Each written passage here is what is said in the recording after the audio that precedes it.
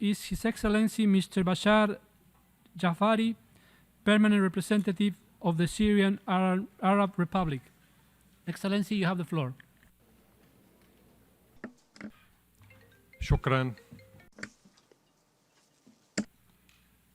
جزيلا. Thank you very much, Mr. Chairman. I would like to express our pleasure to see a friendly nation chair this important committee. My delegation aligns itself with the statement delivered by the distinguished representative of Indonesia on behalf of the non-aligned movement.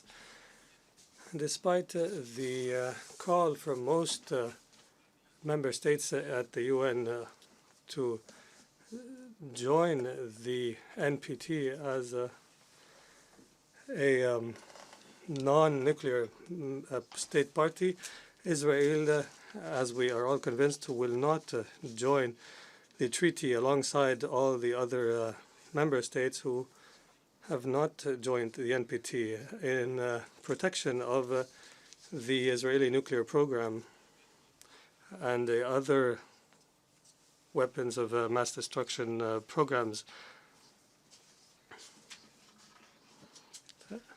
And states protect Israel's refusal to implement UN resolutions. And this is evident through the failure by the US, UK, and Canada of the review conference of 2015.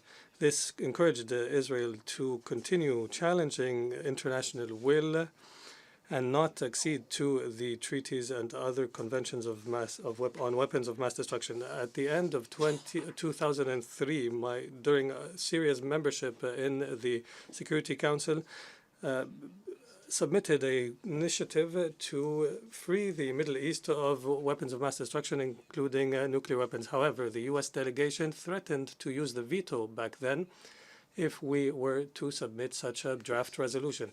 In this regard, our delegation renews its call upon member states to work towards freeing the Middle East from nuclear weapons and other weapons of mass destruction.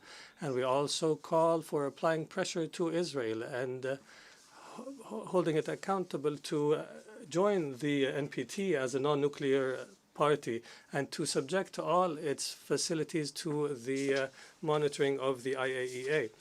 Israel, through its Zionist doctrine itself, is a weapon of mass destruction.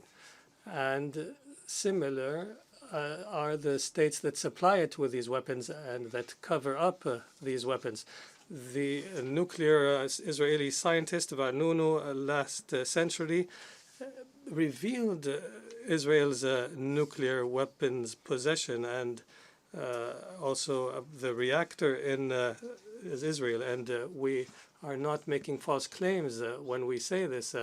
The foreign policy, American Foreign Policy magazine, in a recent issue, has revealed that the U.S. administration 40 years ago has covered up the first nuclear test of Israel in the Atlantic Ocean on the 22nd of September 1979 during the apartheid regime in South Africa. Mr. Chairman, my delegation condemns in the strongest of terms the crime of using chemical weapons based on our commitment to free the Middle East of all weapons of mass destruction, at the forefront of which is nuclear weapons. My delegation has joined the Convention on the Prohibition of Chemical Weapons, and we will stand against any use of chemical weapons. And my country, Syria, has fulfilled its obligations based on the Convention, and we have implemented all obligations despite the difficult circumstances.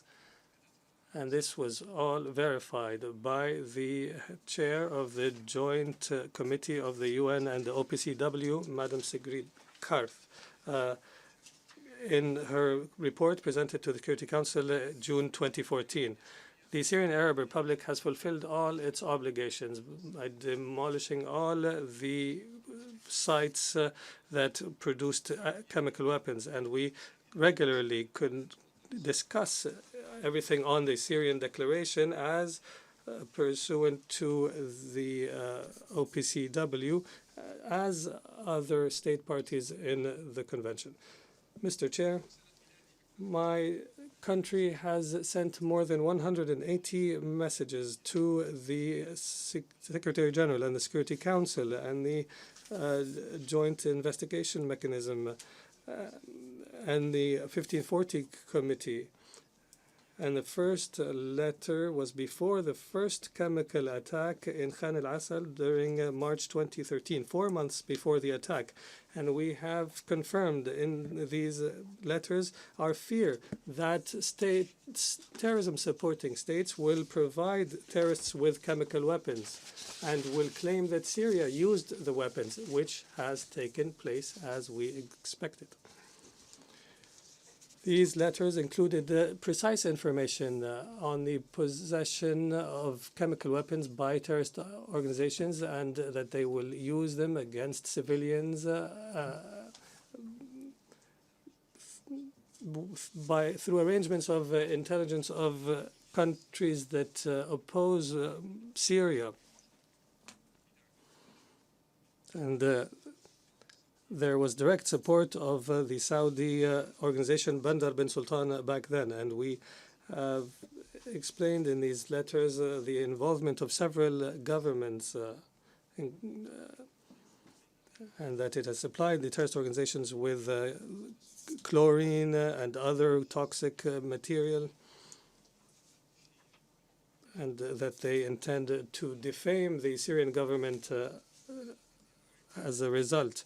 In addition,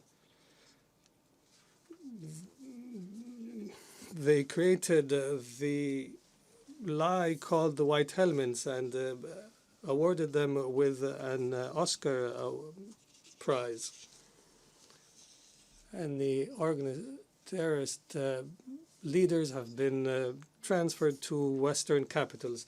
Mr. Chairman, we stress that member states must shoulder their responsibility to stop all trafficking of weapons and ammunition in all their categories and stop arming armed militants at our borders. We warn that the scourge of terrorism will strike back at you sooner or later, and nothing will benefit these terrorism-supporting states at the time.